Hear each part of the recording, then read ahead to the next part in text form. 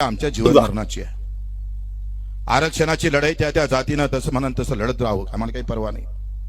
पण आरक्षणानं सगळ्यांचे प्रश्न निकाली लागन हे तेवढंच खरंय पण नाही आहे, हे पण तुम्ही लक्षात घ्या. पण मला माहित आहे माझ्या शेतकऱ्याला कापसाचे भाव 15,000, माझ्या शेतकऱ्याला आमच्या सोयाबीनचे भाव 8 ते 9,000 हे सगळे भेटले ना तर आम्ही सांगतोय आम्ही कर्जमाफी मागणार नाही देवा भाऊ, आम्ही तुझ्या बापाचं कर्ज माफ करून एवढी आमच्या मंदिरात ताकद. आम्ही भीक मागायचा धंदा कधी केला नाही, मा बापानं केला नाही, माय नाही केला नाही. पण दुःख या गोष्टीचं आहे तर जेवढे जाती धर्माच्या लढाईसाठी लढता तुम्ही तेवढे शेतकरी म्हणून लढत नाही, हे सगळ्यात मोठं दुःख आहे. लढावं तुम्ही तुमची पार्टी घेऊन, निष्ठा पार्टीवर नाही, निष्ठा नेत्यावर नाही, निष्ठा माझ्या मायवर बापावर ठेवा.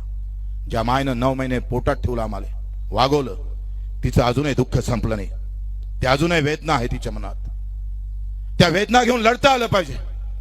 आज ज्या आमच्या मायमाऊलीनं आमच्या ह्या सगळ्या महिला भगिनीनं जे काही प्रयत्न केले खरं तर त्यांच्यासाठी टाळ्या वाजवल्या पाहिजे. तुमच्या बरोबरीनं माझ्या महिला भगिनी इथं आल्या. पुन्हा त्या शेतकरी संघटनेची आठवण येतं. गावागावात संघटना उभी होती शरद जोशी साहेबांच्या वेळेस. मला मुंबईच्या नेत्यानं नवलेजे सांगितलं का तुम्ही सगळ्यासाठी लढा पण शेतकऱ्यासाठी लढू नका. किसान के लिए मत लड़ो, वो किसान ना आंदोलन में आता है ना आपके लिए वोट मारता है. ऐसे क्यों बोल रहे हो आप? तो शरद जोशी साहब ने विजय की नौकरी छोड़ी, 2.5-3 लाख की नौकरी छोड़कर हमारे महाराष्ट्र में आंदोलन खड़ा किया. जहां परिवार गिरिवार सब बाजू में हटकर शरद जोशी लड़ते रहे, उन पर गोलीबार भी हुआ था. सब परिवार छोड़ के तुम्हारे लिए लड़े, उन्होंने अपने लिए नारा दिया, अपने लिए आंदोलन किए, लेकिन जब वो खड़े रहे तो गिर गए.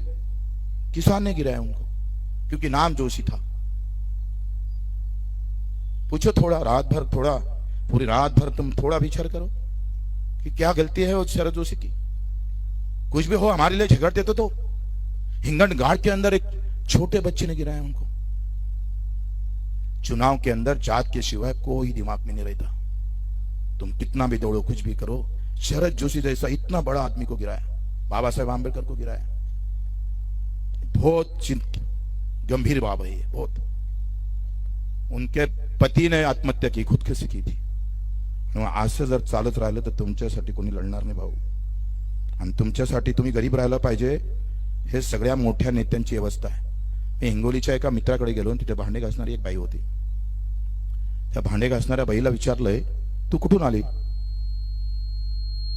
ती म्हणे मी बाजूच्या गावातून आली 3 किलोमीटरवर. म्हणलं इकडे कशाला भांडे घासाले, किती जमीन आहे तुझ्याकडे? तेव्हा 3 एकर जमीन आहे, माल नवरा शेतातलं काम करतोय पण ते काही परवडत नाही भाऊ, म्हणून भांडे घासतोय. याचं अर्थ कारण लक्षात घ्या. शहरातल्या श्रीमंत लोकांना अजूनही मुंबई पुण्यात माणसं कमी पडतं. त्यांच्या बायांना स्वयंपाक करता येत नाही, भांडे घासता येत नाही, मजुरी करता येत नाही, आणि इथं कायम गरीब राहिले पाहिजे आणि शहरातल्या श्रीमंत माणसाची व्यवस्था झाली पाहिजे. हे षडयंत्र आहे त्याच्या मागं, हे षडयंत्र आहे. तुम्हाला आम्हाला जाती धर्मामध्ये व्यवस्थित गुंतून ठेवायचं रे. तुम्ही सगळे झेंडे घेऊन निघायचं. त्या नितीन देशमुखनं जे काही म्हटलं का कोणी हिरवा झेंडा घेऊन, कोणी भगवा, कोणी निळा, कोणी हिरवा घेऊन निघतं, कोणी पिवळा घेऊन निघतंय. अरे थोडी अक्कल असेल तर थोडं वाकून पा खाली. तो झेंडा निघतं ना, त्याचा जो कापड असतं ना, तो मला बाप शेतकरी पिकवतोय, लक्षात ठेवा. तुम्हाला बाप शेतकरी पिकवतोय. तुम्ही काय झेंडे दाखवताय आम्हाला? ही लढाई आमच्या अर्थभेदाची आहे, माझ्या शेतीमालाच्या भावाची लढाई आहे, ही कष्ट आणि इमानदारीची लढाई आहे. हे आम्ही बेमानीने तुम्हाला मागत नाही आहे. अरे जेवढं पिकतं त्याला किमान भाव जर देता येत नसाल तर तुम्ही बसता कशाला तुम्ही सरकार तिथं म्हणून? तुमची लायकी तरी एकाच चाले हो. आम्ही पिकवलेल्या मालाला जर भाव भेटत नसन आणि सरकार आम्हाला देत नसन आणि तरी जरी आम्ही स्वस्त बसत असन तर बांगड्या घाला, बांगड्या नाही घालता येत तर मी येतो घालाले. थोडस 13 महिने लढले, हे जर लढले नसते तर 13 कायदे तुमच्या उरावर बसले असते. तुम्ही ते 4,000 ढवळे साहेबांनी सांगितलं 4,000 17,000 क्विंटल भावानं कापूस घेतलेला आहे, जास्त भावानं कापूस घेतलाय. मोदी साहेबांना ट्रम्पनं एक फोन केला आणि एकाच्या 11% आयात कमी केला.